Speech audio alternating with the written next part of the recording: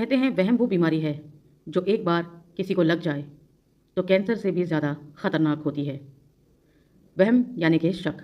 शक एक दीमक है और ये दीमक जिस भी रिश्ते को लगा वो रिश्ता हमेशा हमेशा के लिए ख़त्म हो गया।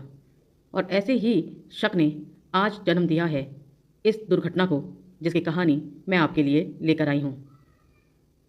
स्वागत है दोस्तों आपका मेरे चैनल पर। मैं कहानी शुरू करूँ इससे पहले आप मेरे चैनल को सब्सक्राइब कर दीजिए और हाँ, बेल आइकन को क्लिक करना बिल्कुल मत भूलिएगा।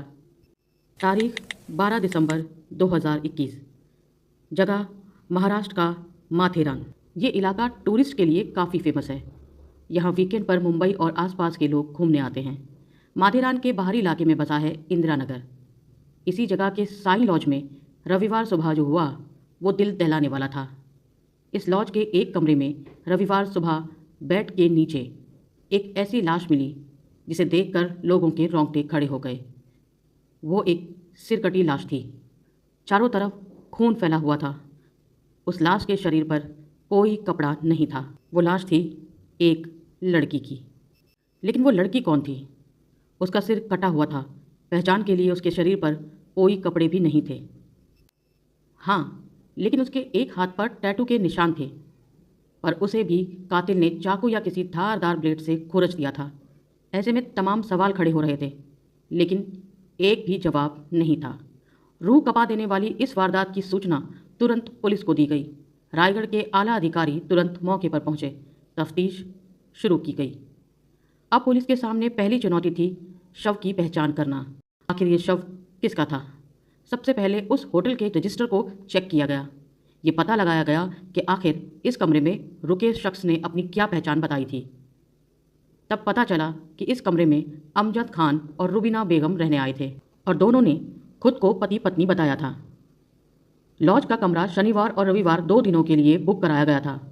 उन्होंने अपना पता मुंबई का दिया था। पुलिस ने तुरंत मुंबई के उस पते की जानकारी मंगाई, लेकिन जवाब चौंकाने वाला मिला।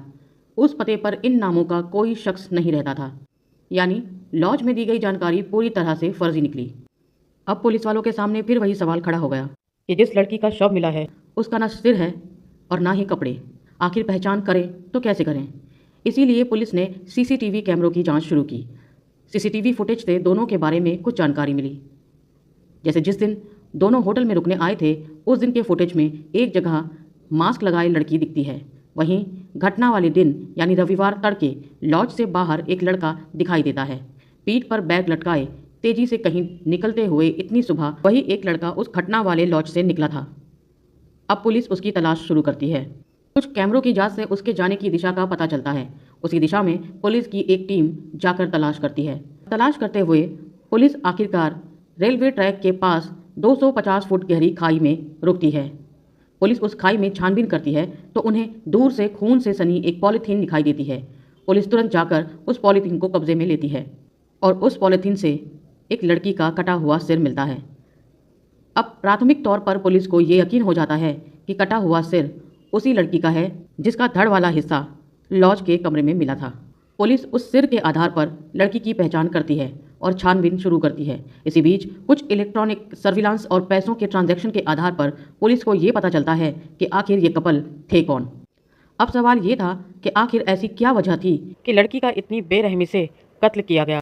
हत्या के बाद बेहद ही शातिराना तरीके से कातिल ने उसके शव के 2 टुकड़े किए, फिर शव के दोनों टुकड़ों को अलग अलग जगह ठिकाने लगाया गया। जब पुलिस उसकी पड़ताल करती है तो 24 घंटे के भीतर पूरा केस आईने की तरह साफ हो जाता है। कातिल के साथ उस कत्ल की वजह की परतें भी खुल जाती हैं जो कातिल ने किया था। और उस कातिल के चेहरे से जब नकाब उतरता है तो पुलिस भी हैरान रह जाती है, क्योंकि कातिल कोई और नहीं बल्कि उस लड़की का पति था। वो पति जिसके साथ इस लड़की ने मई 2021 में 7 फेरे लिए थे। 7 जन्मों तक साथ रहने की कस्में खाई थी, लेकिन 7 जन्म तो क्या 7 महीने भी पूरे नहीं हुए और पति ने अपने हाथ से उसी का खून कर दिया जिसके हाथों में उसके नाम की मेहंदी लगी थी। तो आखिर कत्ल करने की वजह क्या थी? इस खौफनाक कत्ल को अंजाम देने वाले पति का नाम राम सिलोचन पाल है। 30 वर्षीय ये शख्स पेशे से सॉफ्टवेयर इंजीनियर है। वो बेलापुर की एक IT फर्म में कार्यरत है और वहीं के ही न्यू पनवेल इलाके का रहने वाला है। जिस लड़की की उसने हत्या की उसका नाम पूनम पाल था। 27 साल की पूनम एक नर्स थी। वो गोरेगांव के एक हॉस्पिटल में कार्यरत थी। पूनम का परिवार मलाड में रहता था। आरोपी और लड़की दोनों के परिवार वाले मूल रूप से उत्तर प्रदेश के संत रविदास नगर के निवासी थे और दोनों के परिवारों ने इन दोनों की शादी मई 2021 में कर दी थी, लेकिन गौना अभी नहीं हुआ था। यूपी बिहार की कुछ रिवाजों में गौना प्रथा भी होती है, जिसमें शादी तो पहले हो जाती है लेकिन लड़की की विदाई नहीं होती। लड़की की विदाई बाद में की जाती है, जिसे गौना कहा जाता है। और पूनम का भी गौना नहीं हुआ था, लेकिन तय ये हुआ था कि कुछ समय बाद ही उनका गौना कर दिया जाएगा। लेकिन गौने से पहले दोनों मिलते रहते थे और आपस में छुट्टियां भी बिताया करते थे और उन छुट्टियों पर दोनों आसपास के टूरिस्ट स्पॉट पर घूमने भी जाते थे।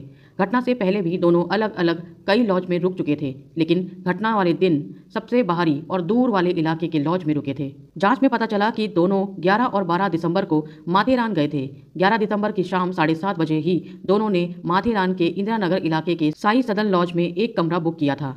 आरोपी ने लॉज में अपना नाम अमजद खान और पत्नी का नाम रूबीना बेगम बताया था, ताकि वो जांच को पूरी तरह से भटका सके। पूनम को इतनी दर्दनाक मौत देने की वजह सिर्फ उसके पति की एक शक की नीयत थी, क्योंकि उसका पति शक्की मिजाज था। इस छोटी सी बात पर उसने अपनी बीवी का खौफनाक कत्ल कर दिया। पुलिस की पूछताछ में आरोपी इंजीनियर पति ने बताया कि शादी के बाद जो वो छुट्टियां मनाने के लिए मिलते थे, तब एक बार पत्नी पूनम से उसकी पुरानी ज़िंदगी के बारे में उसने सवाल पूछ लिया था और काफ़ी भरोसे और विश्वास को दिखाकर पूछा गया ये सवाल पूनम इग्नोर नहीं कर सकी और पूनम ने सब कुछ खुलकर बता दिया। उसके पूरा सच बता देने के बाद से किसी बात को लेकर राम सिलोचन उस पर शक करने लगा था।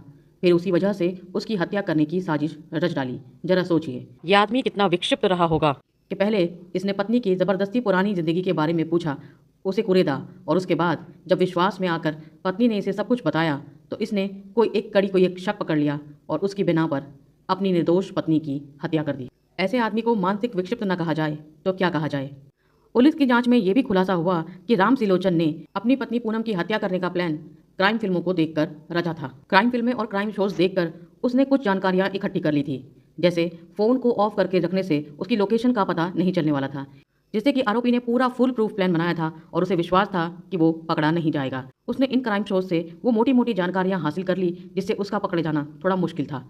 जैसे लाश के 2 टुकड़े करने से उसकी पहचान छुपाई जा सकती है, क्योंकि उसके टुकड़े वो अलग अलग जगहों पर डंप कर सकता था और लाश के शरीर के कपड़े नहीं होंगे तो भी पुलिस उस तक नहीं पहुंचेगी।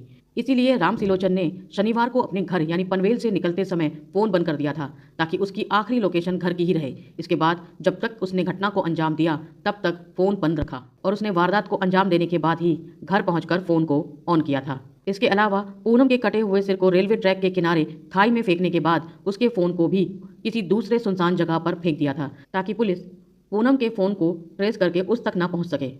इस घटना को पूरा करने के लिए उसने कई क्राइम शो देखे थे। उसे ये समझ आ चुका था कि इलेक्ट्रॉनिक सर्विलांस से सुराग मिल सकता है। इसके अलावा उसे ये भी पता चला था कि जिस शव का सिर न मिले और उससे जुड़ी कोई सामग्री न मिले तो उसकी पहचान करना मुश्किल हो जाता है और पुलिस केस को बंद कर देती है। इसीलिए उसने इस साजिश के तहत घटना को अंजाम दिया, लेकिन उसकी पूरी साजिश महज 24 घंटे में ही खुल गई। बेहद शातिराना तरीके से अंजाम दी गई ये वारदात 24 घंटे में ही खुल गई।